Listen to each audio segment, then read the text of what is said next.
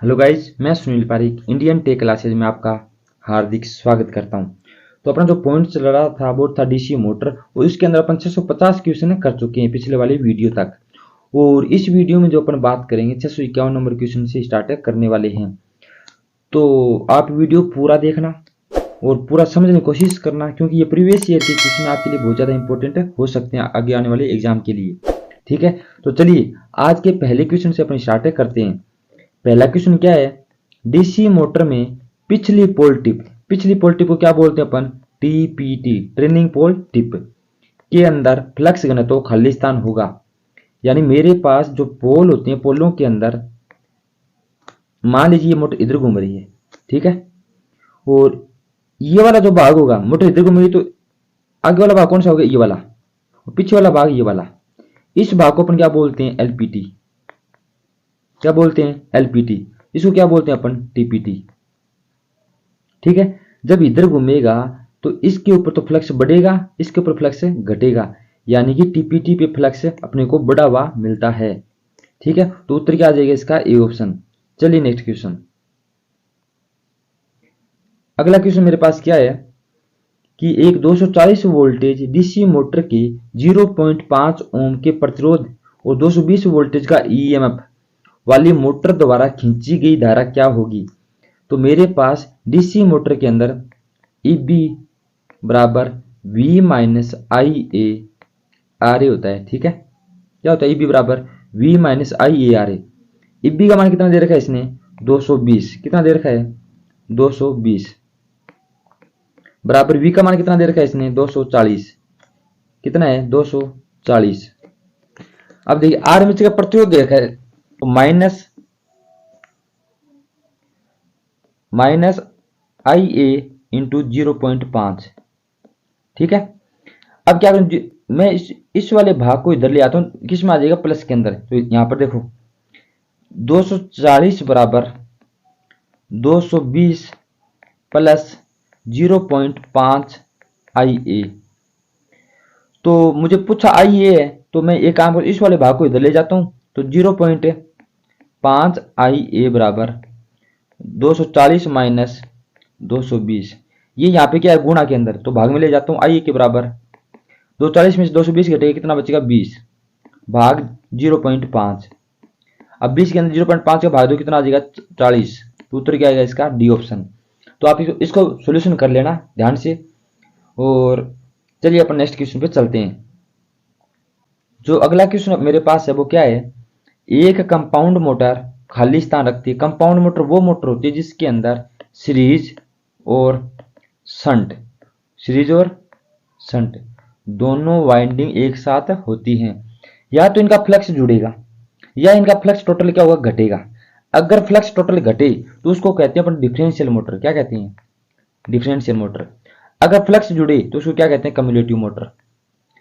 तो यहाँ पे ना तो कम्युलेटिव बात हो रही, ना डिफरेंशियल की बात हो रही, यहाँ पे किसकी बात हो रही, कंपाउंड की। इन दोनों मोटर को ही क्या बोलते हैं, कंपाउंड मोटर बोलते हैं। तो ये बात आपकी समझ में आ गई। अब कंपाउंड मोटर है तो इसके अंदर सीरीज भी होगा और शंट भी होगा। तो कितने फील्ड होते हैं, 2 प्रकार की फील्ड होते हैं।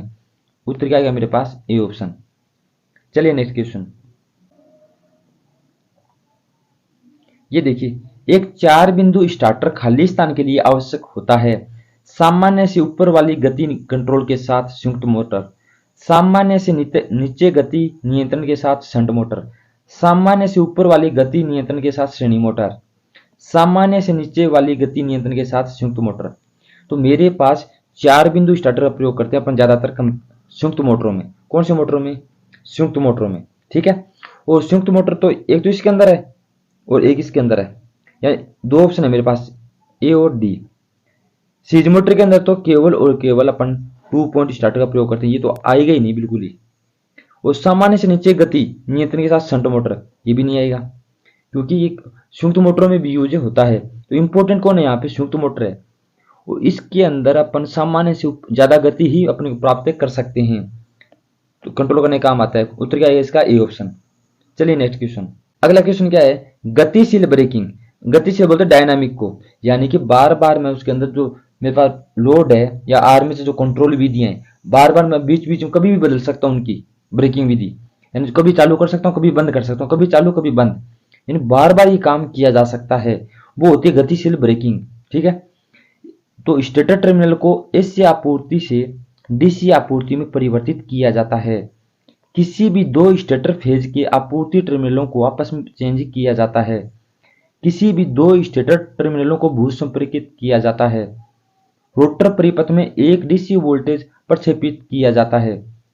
तो ये तो नहीं है, यहाँ पे रोटर होता है जरूर, रोटर यहाँ पर आर्मेचर ही होता है, घूमने वाले भाग को क्या कहते हैं, रोटर कहते हैं।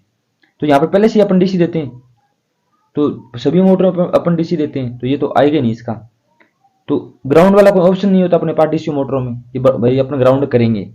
तो मेरे पास बच कितने गए, दो ऑप्शन, यानी किसी भी दो स्टेटर फेज, तो स्टेटर के अंदर दो फेज थोड़ी होते हैं, प्लस और माइनस ही होते हैं, दो फेज नहीं होते वो, तो ये भी नहीं आएगा। बचा कौन, ए ऑप्शन। उत्तर क्या आएगा इसका, ए ऑप्शन ही आएगा। देखिए स्टेटर जो अपने पास होता है फील्ड है, वहां पर एसी आपूर्ति से बदलकर मैं डीसी आपूर्ति चेंज करके देता हूं। क्या करता हूं, यानी जो मेरे पास मशीन है, मशीन के अंदर सप्लाई दे रहा हूं। मान लीजिए जनित्र है मेरे पास, क्या है जनित्र, ये है मेरे पास जनित्र। जनित्र का जो आर्मेचर होगा इसी डीसी में चेंज करेगा, वो किसको दे दूंगा, फील्ड को।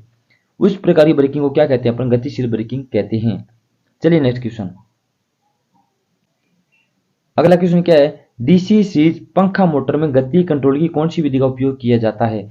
तो ये बात मैंने पिछले वाले वीडियो में आपको समझाया भी था कि अपने पास जो छोटी मशीनें होती हैं, जैसे पंखा हो गया, इस प्रकार जो मशीनें हो गई, उनके अंदर अपन वोल्टेज कंट्रोल विधि का काम में लेते हैं। कौन सी विधि, वोल्टेज कंट्रोल विधियां छोटी मशीनों में।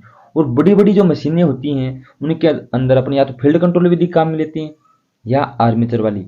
और शंट के अंदर फील्ड वाले अपने काम में नहीं लेते ज्यादातर। ठीक है, शंट के अंदर तो फील्ड लेनी नहीं चाहिए अपने को, क्योंकि कई बार क्या होता है उसकी लोड रहित अवस्था के अंदर अचानक फील्ड क्या हो जाती है ओपन, तो गति का मान अनंत हो सकता है उसके अंदर, और फाउंडेशन क्या हो जाएगी, हिल जाएगा, और मोटर क्या हो जाएगी खराब। तो करते नहीं अपन वहां पे प्रयोग। तो यहाँ बात कौन सी है, पंखा मोटर यानी छोटी मोटर है, तो कौन सी वोल्टेज कंट्रोल विधि काम मिलेंगे अपन, वोल्टेज कंट्रोल विधि काम मिलेंगे अपन यहाँ पर। ठीक है, ऑप्शन देख लेते हैं बाहर। तो ऑप्शन क्या है, क्षेत्र डायवर्टर विधि, क्षेत्र टेपिंग विधि, श्रेणी समानांतर विधि, आपूर्ति वोल्टेज। तो आपूर्ति वोल्टेज अपन यहाँ पे काम में लेंगे। वो जो ये है ना श्रेणी समानांतर विधि, ये अपन लेते हैं लोकोमोटिव के अंदर। और क्षेत्र टेपिंग विधि अपन मिक्सर ग्राइंडर वगैरह इनके अंदर लेते हैं, या कूलर की मोटरों में। और क्षेत्र डायवर्टर विधि अपन काम में लेते नहीं है इसके अंदर, रियलिटी में लेते नहीं है इसका प्रयोग, क्योंकि इसके अंदर गति वैसे भी बहुत ज्यादा होती है। और क्षेत्र डायवर्टर विधि काम में ले रही तो गति और ज्यादा अनंत की तरफ बढ़ेगी, तो ये मोटर क्या हो जाएगी, खराब। चलिए नेक्स्ट क्वेश्चन। तो अगला क्वेश्चन मेरे पास क्या है, एक डीसी मोटर 25 आरपीएस पर 200 न्यूटन मीटर का क्या देती है, टॉर्क देती है। 20 आरपीएस पर विकसित टॉर्क का मान बताइए। देखिए टी समानुपाती क्या होता है मेरे पास, टी समानुपाती 1/n होता है, पता हो तो आप सभी को। तो इसको मैं T1 मान लेता हूँ, इसको N1 मान लेता हूँ। अगर मुझे T2 ज्ञात करना पड़े तो 1/n2 कर सकता हूँ। T2 समानुपात 1/n2, कोई दिक्कत। तो मैं ये मान लीजिए मेरे पास कौन सी समीकरण है, पहली, इसको दूसरी मान लेता हूँ, तो भाग दे देता हूँ। तो क्या होगा मेरे पास, T1/T2 बराबर N1 नीचे है, ये कहाँ पे चले जाएगा, ऊपर, तो N2/N1। तो मान रख दीजिए, T1 का मान कितना है, 200, तो 200/T2 का मान कितना है, T2 का मान इसने मुझे पूछा है, T2 यहाँ पे रख लेता हूँ, बराबर N2 का मान कितना है, N2 ये रहा, कितना है 20/N1 का मान 25। ठीक है, तो ट्रांसफर कर दीजिए, तो 200 इंटू 25/20 बराबर क्या आ जाएगा, T2।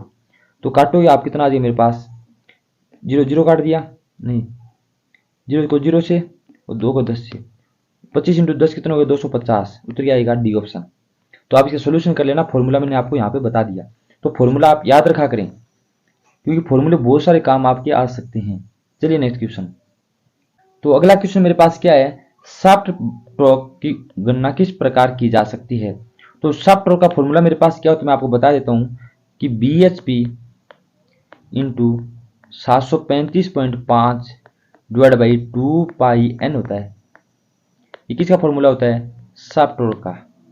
तो इसके अंदर एक ही फॉर्मूला ये वाला बी ऑप्शन, उत्तर क्या आ जाएगा बी ऑप्शन। तो इसके अंदर आपको बिल्कुल भी कंफ्यूज होने की जरूरत नहीं है, आपको ये याद रखना पड़ेगा। जो फॉर्मूले या तो फॉर्मूले आप याद रख लीजिए या पूरा तरीका याद रख लीजिए। तो कई बार क्या होता है अपने पास पूरा तरीका समझ में नहीं आता तो याद नहीं रहता। तो फॉर्मूला तो आप कन्फर्म याद रखिए क्योंकि फॉर्मूले आपके बहुत सारे क्वेश्चन सोल्यूशन करवा सकते हैं। चलिए नेक्स्ट क्वेश्चन। अगला क्वेश्चन क्या, डीसी मोटर में कॉपर ब्रश की क्या आवश्यकता होती है। तो कॉपर ब्रश अपने क्या काम आते हैं, कॉपर ब्रश एक ही काम है, यानी कि डीसी मोटर की बात हो रही है अभी अपन चैप्टर कौन सा डीसी मोटर। तो डीसी मोटर के अंदर केवल ऐसा पूछ ले डीसी मशीनों में, क्या पूछ ले डीसी मशीनों में। तो डीसी मशीनों में एसी टू डीसी और डीसी टू एसी, ये दोनों काम तो होते हैं डीसी मशीनों में। अगर डीसी जनरेटर की बात आई तो एसी टू डीसी आएगा, अगर डीसी मोटर की बात आई तो क्या आएगा डीसी टू एसी, अलग अलग ऐसा हो सकता है। तो इसमें डीसी बात की है तो इनके अंदर से कोई नहीं आएगा। क्यों नहीं आएगा, क्योंकि प्रत्यावर्ती धारा को डीसी में बदलने का काम करते जरूर हैं, पर किसके अंदर करते हैं प्रत्यावर्ती धारा को, एसी को डीसी में बदलने का काम डीसी जनरेटर में होता है। तो इसने डीसी जनरेटर बोला नहीं है अभी तक। तो एक ही क्वेश्चन एक ही ऑप्शन मेरे पास बचता है ऐसा कि आ सकता है, वो क्या है डी ऑप्शन। कई में से कोई नहीं होगा। क्यों नहीं होगा मैंने बता दिया आपको, क्योंकि इसने स्पेशल दिया नहीं है। अगर इसे बोला होता है कि जनरेटर के अंदर तो उत्तर क्या आ जाता मेरे पास ए ऑप्शन, ठीक है। और अगर बोला होता है डीसी मोटर तो इसका उल्टा था, क्या था, डीसी को एसी में बदलना डीसी मोटर में। अगर डीसी मशीन बोला होता तो बी ऑप्शन आ सकता था इसका, तो इसने कुछ नहीं बोला अभी, तो उत्तर क्या आएगा इसका डी ऑप्शन। चलिए नेक्स्ट क्वेश्चन देखिए, आर्मेचर प्रतिक्रिया प्रभाव निम्नलिखित में से किस विधि में अधिक होते हैं। तो आर्मेचर प्रतिक्रिया हो रही है, क्या हो रही है आर्मेचर प्रतिक्रिया, इसका मतलब आर्मेचर का फ्लक्स क्या है ज्यादा हावी हो चुका है किसके ऊपर, फील्ड के ऊपर। यानी कि फील्ड का जो फ्लक्स है वो क्या रह गया कमजोर और आर्मेचर का मजबूत होने लग गया फ्लक्स। ऐसा तब होगा जब अपन फील्ड का जो करंट है उसको अपना कंट्रोल कर रहे हैं। अगर फील्ड करंट मैंने क्या कर दी कम, इसका मतलब फील्ड जो फ्लक्स है वो क्या रह गया कमजोर, तो उस पर प्रेशर कौन डालेगा, आर्मेचर वाला फ्लक्स। इसका मतलब क्षेत्र क्या हो गया कमजोर हो गया। इस विधि में सबसे ज्यादा क्या होगी आर्मेचर प्रतिक्रिया प्रभाव देखने को मिलेगा, ठीक है। चलिए नेक्स्ट क्वेश्चन क्वेश्चन देखिए आज अगला क्वेश्चन क्या है, एक डीसी मोटर में क्या होगा यदि बैक की ईएमएफ अचानक खत्म हो जाए। अगर बैक की ईएमएफ खत्म हो गया तो आर्मेचर है, आर्मेचर को बचाता कौन है बैक ईएमएफ। अगर ये नहीं होगा वहां पे तो करंट का मान क्या रहेगा ज्यादा।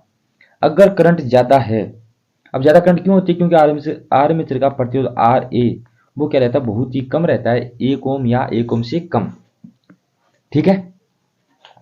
इस वजह से यहाँ पे करंट का मान ज्यादा रहने की वजह से आर्मेचर क्या हो जाएगा जल सकता है। उत्तर क्या आएगा इसका सी ऑप्शन। तो शोर के साथ नहीं चलेगी मोटर, चलेगी नहीं, पहली बात तो मोटर लगातार चलती रहेगी चलेगी नहीं, ये बता ही दिया, मोटर रुक जाएगी, मोटर रुकेगी क्या जल के खाक हो जाएगी मोटर। चलिए नेक्स्ट क्वेश्चन अगला क्वेश्चन क्या है, एक डीसी सीरीज मोटर श्रृंखला में किसी भी अतिरिक्त प्रतिरोध के बिना रेटेड गति से चल रही है। यदि सीरीज में एक अतिरिक्त प्रतिरोध जोड़ दिया जाए तो मोटर की गति पे क्या प्रभाव पड़ेगा। पहले मोटर कौन सी है, सीरीज मोटर इस प्रकार की, किस प्रकार की है, इस प्रकार की। अगर मैंने मान लीजिए यहाँ पे कोई प्रतिरोध जोड़ा होगा तो यहाँ पे करंट का मान घटा होगा, करंट का मान घटा होगा। अगर करंट घटी है तो फ्लक्स का मान क्या प्रभाव पड़ा होगा, फ्लक्स के ऊपर फ्लक्स का मान भी घटा होगा। अगर फ्लक्स का मान घटा है तो गति का मान बढ़ा होगा। उत्तर क्या आएगा B option, sorry A option, गति का मान बढ़ जाएगा, ठीक है। चलिए नेक्स्ट क्वेश्चन देखिए, एक डीसी शंट मोटर की गति को क्षेत्र के माध्यम से नियंत्रित किया जाना है।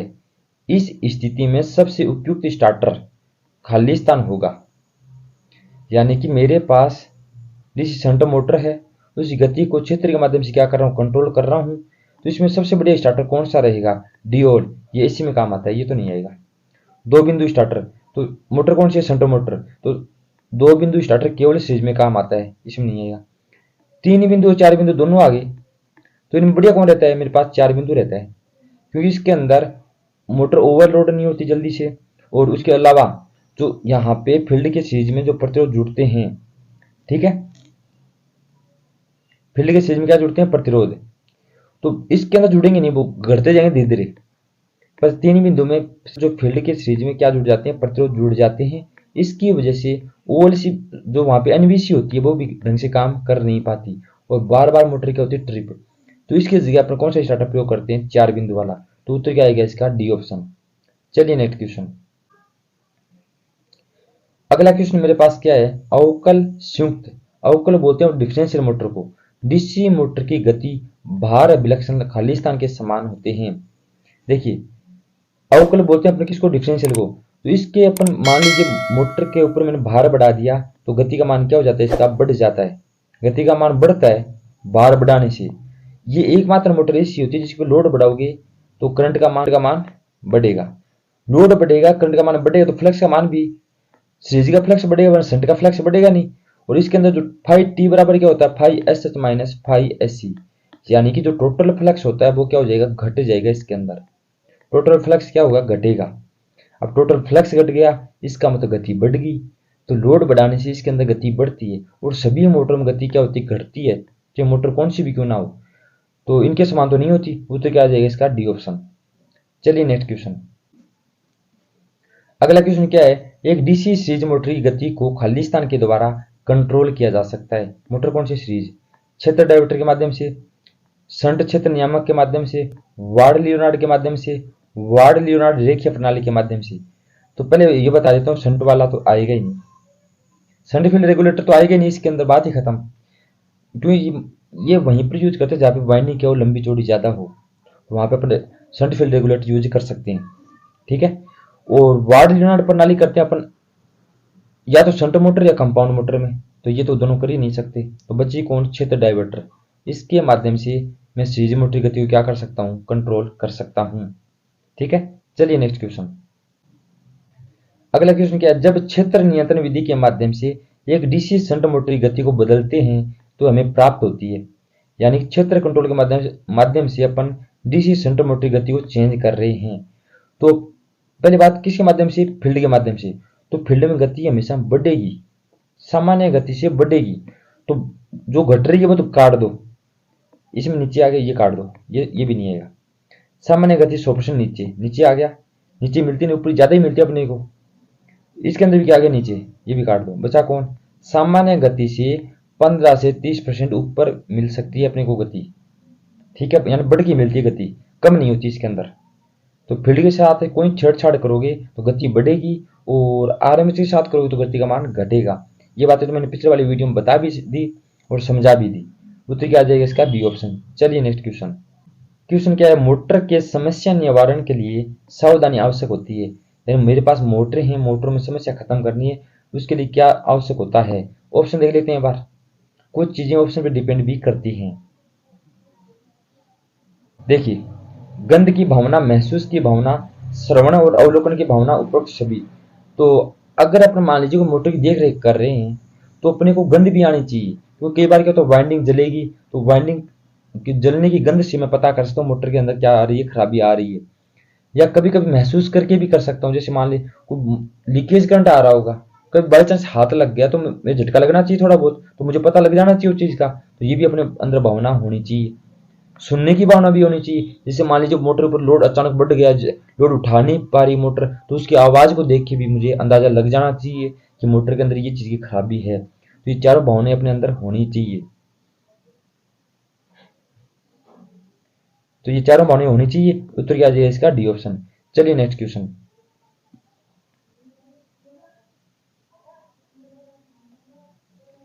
अगला क्वेश्चन क्या है, एक डीसी मोटर अभी भी औद्योगिक अनुप्रयोग में उपयोग की जाती है, क्यों। यानी कि ये क्वेश्चन बोलने का मतलब ये है, आजकल डीसी मोटर का उपयोग इंडस्ट्रियल एरिया में किया जाता है, आजकल भी करते हैं। एसी मेरे पास होने के बावजूद भी मैं किसका प्रयोग करता हूँ, डीसी का। ऐसा क्यों, क्योंकि डीसी मोटरों में गति कंट्रोल की कई सारी विधियां हैं और आसानी से मैं इनकी गति कंट्रोल कर सकता हूँ बहुत आसान तरीके से। तो गति जो कंट्रोल है वो बहुत ही आसान होता है एसी की अपेक्षा। तो उत्तर क्या जाएगा इसका, बी ऑप्शन। अच्छा गति कंट्रोल अपने को प्रदान कर सकता हूँ, यानी यहाँ पे अच्छी गति अपने को मिल सकती है, चेंज हो सकती है बार बार किसी भी लोड पर। तो इसमें चेंज करने की विधियां भी बहुत सारी हैं। एसी के अंदर ऐसा होता नहीं है यार, इसलिए अपने एसी के अंदर ऐसा नहीं करते। ठीक है, चलिए नेक्स्ट क्वेश्चन। अगला क्वेश्चन मेरे पास क्या है, एक डीसी मोटर में बैक ईएमएफ आपूर्ति वोल्टेज की सहायता करता है, तो सहायता करने वाला बैक ईएमएफ नहीं होता। और बैक ईएमएफ का नाम ही क्या है, काउंटर ईएमएफ, ये भी ध्यान रखें।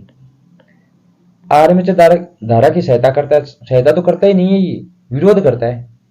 आर्मेचर प्रतिरोध को बढ़ा देता है, गलत बात है। आपूर्ति वोल्टेज की सहायता करता है, सही बात है।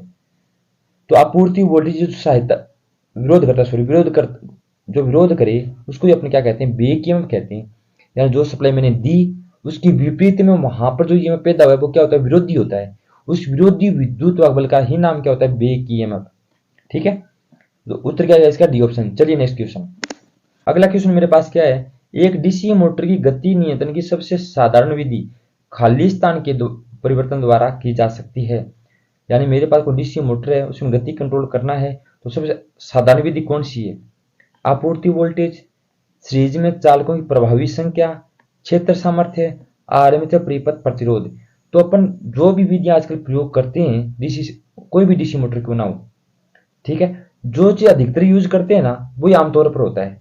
ठीक है, तो आपूर्ति वोल्टेज तो मैं केवल छोटी मशीनों में करता हूं, जैसे मान लीजिए कोई पंखा है मेरे पास और मैं तो करते ही नहीं इसका प्रयोग, ये तो नहीं आएगा।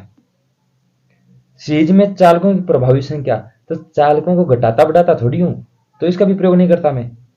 आर्मेचर परिपथ प्रतिरोध या क्षेत्र सामर्थ्य, तो इन दोनों में जो चीज आसान है वो क्या है, मेरे पास क्षेत्र सामर्थ्य है। उत्तर क्या आएगा इसका, सी ऑप्शन। क्योंकि फील्ड के अंदर मैं मान लीजिए फील्ड की जो करंट है वो कम ज्यादा कर दूं, या फील्ड के अंदर टेपी निकाल दूं, ऐसा भी कर सकता हूं, कोई बड़ी बात नहीं है। तो ये चीज आसान रहती है आजकल, इसका प्रयोग ज्यादा करता हूं मैं आजकल। आर्मेचर परिपथ प्रतिरोध का नहीं करता। ठीक है, तो चलिए नेक्स्ट क्वेश्चन। तो अगला क्वेश्चन मेरे पास क्या है, जब मोटर को स्टार्ट करते हैं तो एक डीसी मोटर झटके के साथ शुरू होती है, इसका क्या कारण हो सकता है। गतिशील वोल्टेज ज्यादा है, तो वोल्टेज ज्यादा होने से मोटर झटके के साथ स्टार्ट नहीं होगी। झटका मोटर को तब लग सकता है या तो मेरे पास क्या हो, बस से ढंग से टच नहीं हो, कभी टच होते हैं कभी नहीं होते, कभी टच होते हैं कभी नहीं होते, तब मोटर ऐसा हो सकता है। या मेरे पास क्या हो सकता है, कभी मेरे पास मान लीजिए सप्लाई घटती बढ़ती रहती है, अचानक अचानक बढ़ गई अचानक घट गई, तो वहां पर भी झटके लगते हैं। तो यहाँ पे वोल्टेज ज्यादा होने से झटके नहीं लगते, ये तो नहीं आएगा। क्षेत्र वाइंडिंग क्या हो चुकी है, शॉर्ट हो चुकी है। अगर क्षेत्र वाइंडिंग शॉर्ट हो गई तो करंट का मान ज्यादा रहेगा और वाइंडिंग काम करेगी नहीं, तो ये मोटर चलेगी नहीं। संपर्क टर्मिनल पिटेड, गहरा खड्डा हो गया है, यानी कि मेरे पास जो कम्यूटेटर है, ये क्या कम्यूटेटर, इस कम्यूटेटर खड्डे पड़ गई, ऊबड़ खाबड़ हो गई। तो यहाँ पे जो ब्रश लगी है सप्लाई जाएगी, तो ये ब्रश कूद चलते टाइम से कूदेगी, तो यहाँ पे झटके खाएगी मशीन, क्या खाएगी, झटके, तो झटके के साथ ही शुरू होगी। उत्तर क्या आएगा इसका, सी ऑप्शन। बर्सों का गलत ग्रेड, अगर बर्सों का गलत ग्रेड हुआ तो वहां पे स्पार्किंग कम ज्यादा हो सकती है, पर मोटर झटके के साथ स्टार्ट नहीं होगी, ये भी नहीं आएगा। उत्तर क्या आएगा इसका, सी ऑप्शन। चलिए नेक्स्ट क्वेश्चन। तो अगला क्वेश्चन मेरे पास क्या है, एक कम्युलेटिव कंपाउंड मोटर में जब भार बढ़ेगा तो गति में कमी होती है, हमेशा गति में क्या होगी, कमी, क्योंकि फाइव टी का मान बढ़ जाता है, क्योंकि कम्युलेटिव मोटर में five S H plus five S होता है, टोटल फ्लक्स बढ़ेगा, तो फ्लक्स की विलोमानुपात कौन होती है, कौन होती है, गति, गति का मान घटेगा। उत्तर क्या आएगा, गति में कमी आएगी। अगला क्वेश्चन क्या है, लॉन्ग शंट संयुक्त मोटर के लिए वोल्टेज समीकरण खालिस्तान दी जा सकती है। तो मेरे पास लॉन्ग शंट के अंदर जो मैं सप्लाई वोल्टेज दूंगा वो क्या रहेगा, इसके अंदर जो बैक में पैदा हुआ है वो, उसके अंदर जो सीरीज वाइंडिंग होगी वो आई ए आर ए, और जो आर्मेचर ड्रॉपेज करेगा आई ए, यानी ये आर्मेचर की होगी, ये किसकी होगी, सीरीज की। तो ये क्या होगा, मेरे पास वोल्टेज होगी। यहां से आई ए और आई एस सी दोनों सीरीज में जुड़ी होती हैं लॉन्ग शंट के अंदर, इसका मतलब दोनों करंट क्या रहेगी, बराबर रहेगी। तो कॉमन ले लेता हूं, बी बराबर क्या हो जाएगा, E B plus I A R A plus R S C. तो उत्तर क्या आएगा इसका, बी ऑप्शन। ठीक है, चलिए नेक्स्ट क्वेश्चन। अगला क्वेश्चन क्या है, एलिवेटर में प्रयुक्त मोटर का प्रकार होता है। अगर सीधी बात कभी एलिवेटर्स की आ जाए इसे, तो क्योंकि एलिवेटर पे लोड जो घटता बढ़ता रहता है बार बार, यानी कभी लोड घटेगा कभी बढ़ेगा, कभी 2 आदमी चढ़ गए कभी 4 चढ़ गए, तो लोड बार बार क्या होता है, बदलता रहता है। तो ज्यादातर वहां पे जो मोटर यूज करते हैं वो कौन सी करते हैं, कंपाउंड मोटर। अगर कंपाउंड नहीं आए तो मेरे पास कौन सा आएगा, सीरीज मोटर। कौन सा आएगा, सीरीज मोटर। शंट नहीं आएगा पहले, पहले कंपाउंड आएगी, उसके बाद में कौन आएगी, सीरीज मोटर, उसके बाद में अगर बच गई तो कौन आती है, शंट आती है। तो कौन सी मोटर यूज करते हैं, संयुक्त मोटर। ये परिवर्तनीय लोड पे काम करती है मोटर। श्रेणी मोटर परिवर्तनीय लोड पे काम नहीं करती, नहीं शंट करती परिवर्तनीय लोड के ऊपर काम। तो एक ही करती है, कौन सी, डी ऑप्शन। चलिए अगले क्वेश्चन पर। ये क्वेश्चन देखिए, ये क्वेश्चन बहुत बार पूछा भी जा चुका है।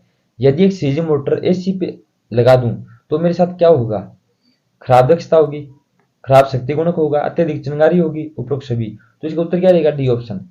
ठीक है। अब खराब दक्षता क्यों होगी, क्योंकि डीसी में दे रहा हूं तो मशीन के अंदर जो वाइंडिंग मैंने की है वो डीसी के आधार पे की होगी। एसी की वाइंडिंग अलग होती है, डीसी की वाइंडिंग अलग होती है, तो बहने वाली करंट भी क्या रहेगी, अलग अलग रहेगी। तो दक्षता क्या रहेगी, खराब। तो शक्ति गुणक भी क्या रहेगा, इसका खराब ही रहेगा। फिर अगर दक्षता खराब है तो शक्ति गुणक भी क्या रहेगा, खराब ही रहेगा।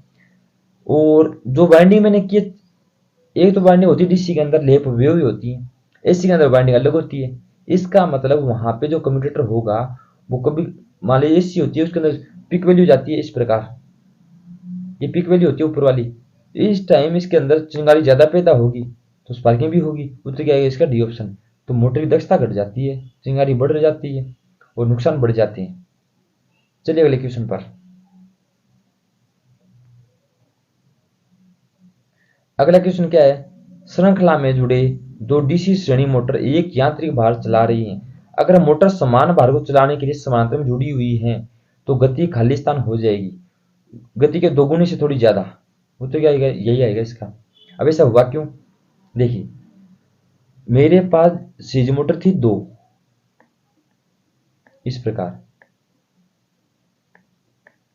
इन दोनों मोटरों को मैंने जोड़ दिया समानांतर क्रम में, लो ये जोड़ दिया। तो समानांतर में जोड़ूंगा तो इनका टोटल प्रतिरोध घटेगा। और पहले मान लीजिए 1 एम्पीयर जा रही थी यहां से, अब दोनों के पास करंट का मान अलग अलग होगा, तो करंट का मान क्या होगा, इसके अंदर घटेगा। ठीक है, करंट का मान क्या होगा, बंटेगा अलग अलग, तो करंट का मान घटेगा।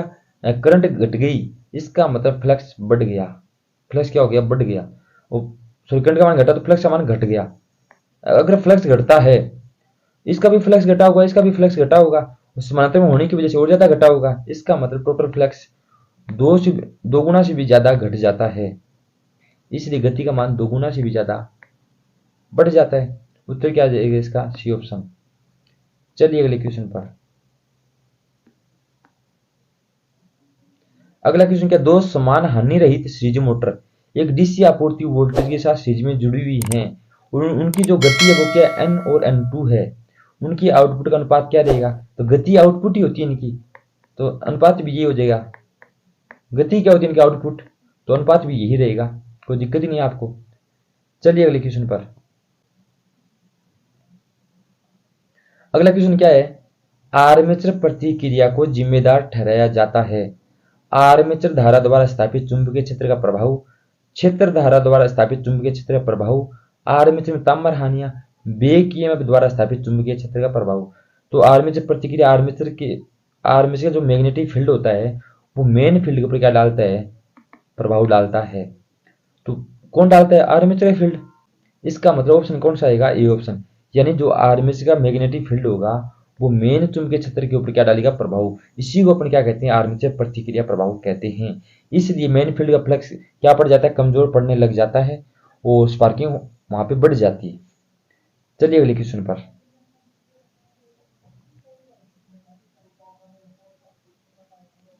देखिए क्वेश्चन क्या है, 120 वोल्टेज डीसी शंट मोटर की आर्मेचर प्रतिरोध और ब्रश वोल्टेज ड्रॉप कितने, 0.2 ओम है। 2 वोल्टेज क्या है, इसकी ब्रश की वोल्टेज ड्रॉप है, तो शुरुआत के समय धारा खाली स्थान के समतुल्य होगी। तो अगर ऐसा क्वेश्चन कभी आ जाए तो आपको सिंपल तरीके से करना है कि मेरे पास मोटर कौन सी, शंट मोटर। ये मान लीजिए, आपको ज्यादा सोचने की जरूरत नहीं, क्यों ज्यादा सोचोगे तो आपको उत्तर इसमें गलत ही जाएगा। यहां से देख कितने रहा, 120 वोल्टेज, तो आर्मेचर के पास भी कितनी रहेगी, 120 रहेगी। पर पहले यहाँ पे ब्रश लगे होते हैं, ये क्या कहा जाएंगे, 2 वोल्टेज, तो बचेगी कितनी मेरे पास, 118 वोल्टेज। कितनी बचेगी, 118 वोल्टेज। और ब्रश की वोल्टेज ड्रॉप कितनी है, 2 वोल्टेज। और आर्मेचर जो प्रतिरोध है वो मेरे पास कितना है, 0.2 ओम। तो अगर ये वोल्टेज है, करंट मुझे निकालने, तो आर का मान, आर का क्या दे दूं मैं, भाग दे दूं, तो वी बटे आर हो जाएगा। पॉइंट हटेगा ऊपर क्या लग जाएगी, 0। 2 से काटूंगा इसको, कितना आ जाएगा, 590 वोल्टेज, 90 एम्पियर। उत्तर क्या आएगा इसका? A option. इस प्रकार ऐसे क्वेश्चन सॉल्यूशन होते हैं। तो ज्यादा अगर दिमाग लगाते हो आप इसमें तो ये क्वेश्चन आपका गलत ही होगा 100%। ठीक है, चलिए अगले क्वेश्चन पर।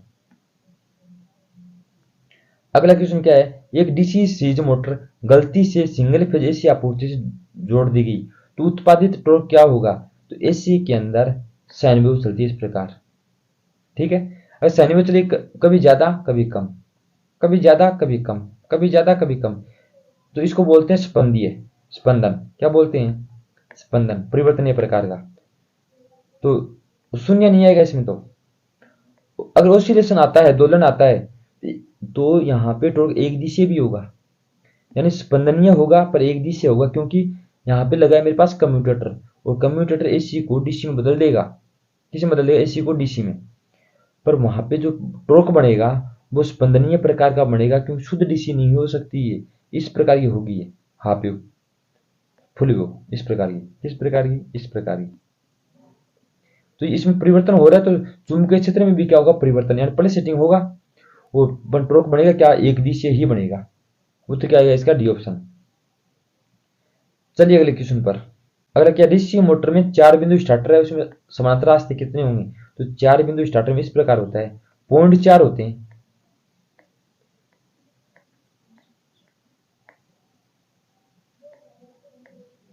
और यहाँ पे मैं क्या देता हूँ? सप्लाई। तो ये तो होता है लाइन का टर्मिनल। ये होता है मेरे पास जो एनबीसी की सीरीज में सुरक्षा प्रतिरोध जुड़ेगा उसका। ये होता है मेरे पास फील्ड का। ये होता है मेरे पास आर्मेचर का। तार कितने? 4। इसे नाम क्या है इसका? 4 पॉइंट। पर समानांतर रास्ते कितने हैं? ये तार जाकर तीनों को क्या करता है? सप्लाई देता है। तो रास्ते कितने हुए? 1 रास्ता, 2 रास्ता, 3 रास्ता, तो 3 रास्ते होते हैं। चलिए अगले क्वेश्चन पर। डीसी मशीन में स्लॉट वेज किसका बना होता है? अब स्लॉट वेज क्या होता है? जो मेरे पास आर्मेचर होता है ना, आर्मेचर में ये खांचा होता है, खांचे में मैं क्या करता हूँ? वाइंडिंग करता हूँ, और वाइंडिंग करने के बाद छोड़ दिया मैंने इसको ऐसे ही, तो वाइंडिंग क्या पता ऐसे थोड़ी सी ढीली होकर बाहर आ जाए, इसलिए मैं उस वाइंडिंग वाले मतलब खांचे के अंदर क्या डालता हूँ? एक फच्चर डालता हूँ, मतलब जैसे लकड़ी टाइप का कुछ डालता हूँ। उसको अपन क्या बोलते हैं? Slot wedge. क्या बोलते हैं? Slot wedge. वो किसका बना होता है? फाइबर का। या तो फाइबर का बना होगा या लकड़ी का, तो लकड़ी ऑप्शन में नहीं है, तो ज्यादातर किसका होता है? फाइबर का। ठीक है, चलिए अगले क्वेश्चन पर।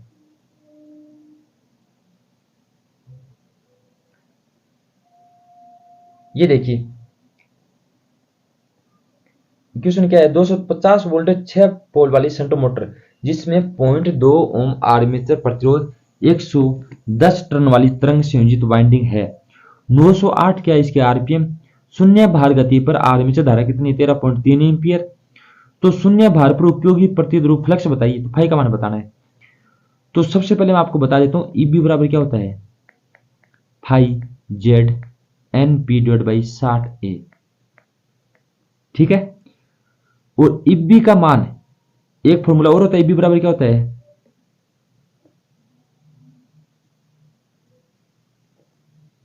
ईबी बराबर V minus I A r. क्यों यहाँ पे ईबी दे नहीं रखा, तो V minus I A r लिख लूं, तो V minus I A R a बराबर phi Z N P divide by 60 a. V का मान दे रखा है 250, आई ए का मान दे रखा है कितना? 13.3 एम्पियर। आर ए का मान कितना दे रखा है? 0.2 ओम। फाई का मान मुझे पूछा है, जेड का मान कितना है मेरे पास? 110। एन का मान कितना है? 908। पी का मान कितने है? 6 पोल है। ए का मान कितना है? तरंग है, तरंग में कितना होता है? 2। तो सारों हर मान को रखना, आप इसका सोल्यूशन करना और कमेंट करके बता देना। ठीक है, चलिए नेक्स्ट क्वेश्चन। और तरीका मैंने आपको वैसे बता भी दिया, इस प्रकार ये क्वेश्चन सोल्यूशन होगा। आज का लास्ट क्वेश्चन क्या है मेरे पास? निम्न में से कौन सी डीसी सीरीज मोटर की गति को नियंत्रित करने की एक विधि नहीं मानी जाती? तो डीसी सीरीज मोटर में ये तो होता है मेरे पास फील्ड डाइवर्टर, फील्ड डाइवर्टर। एक होता है आर्मेचर डाइवर्टर। ठीक है, एक होता है मेरे पास वोल्टेज नियंत्रण सीधा, वोल्टेज को मैं कंट्रोल कर दूं। ठीक है, इसके अलावा तो टेपिंग विधि। कौन सी विधि? टेपिंग। इसके अलावा एक होता है मेरे पास सीरीज समानांतर विधि, यानी फील्ड को 2 भागों में बांटकर या तो उसको सीरीज में जोड़ूं या समानांतर में। ये मेरे पास 5 विधियां किसके अंदर होती हैं? सीरीज के अंदर। यानी रियोस्टेट वाला हो गया, फील्ड नियंत्रण विधि हो गया, पर योग के अंदर क्या कंट्रोल करूंगा, योग तो खुद बॉडी होती है, बॉडी कभी कंट्रोल नहीं होती। तो उत्तर क्या आएगा इसका, सी ऑप्शन, यानी विधि नहीं मानी जाती। और सीरीज पैरेलल तो हो ही गया, उत्तर क्या आ जाएगा इसका, सी ऑप्शन। तो ये वाला वीडियो अपना यहीं तक रहेगा और बचे हुए क्वेश्चनों के बारे में अपना अगले वाली वीडियो में बातें करेंगे। तो मैं आशा करता हूँ ये वीडियो आपको पसंद आया होगा। अगली वीडियो पसंद आए तो वीडियो लाइक करना, शेयर करना और साथ ही हमारे चैनल को भी सब्सक्राइब कर लेना। तो मिलते हैं कुछ नए क्वेश्चनों के साथ नेक्स्ट वीडियो में, तब तक के लिए बाय।